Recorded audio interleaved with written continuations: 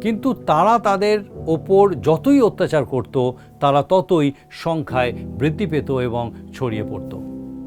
ইসরায়েলীয়রা এক বিদেশি ভূমিতে পরবাসী ছিল। তারা দাসে পরিণত হয়েছিল এবং ইট, কাদা ও কঠোর পরিশ্রমের মাধ্যমে তাদের তিক্ত দাসত্ব করতে বাধ্য করা হয়েছিল। ফরৌন বিশ্বাস করেছিলেন যে তাদের কষ্ট বাড়িয়ে দিলে তারা দুর্বল হয়ে পড়বে এবং তাদের সংখ্যা কমে যাবে। কিন্তু ঘটল তার উল্টোটা। তাদের উপর যতই অত্যাচার করা হতো, তারা তত সংখ্যায় বৃদ্ধি পেত এবং শক্তিশালী হয়ে উঠত।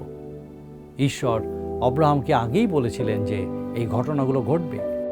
কোনো কিছুই ঈশ্বরকে অপ্রস্তুত করতে পারেনি। তাদের কষ্ট ছিল বাস্তব, তাদের চোখের জল ছিল বাস্তব, তবুও ঈশ্বরের উদ্দেশ্যে তারা এগিয়ে চলল। ফরৌন তাদের দমন করার চেষ্টা করেছিলেন, কিন্তু তারা আরও শক্তিশালী হয়ে উঠেছিল।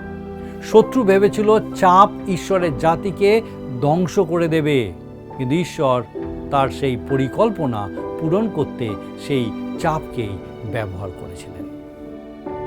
ফরৌন যা ধ্বংস করার উদ্দেশ্যে করেছিলেন, ঈশ্বর তা বংশ বৃদ্ধির জন্য ব্যবহার করলেন।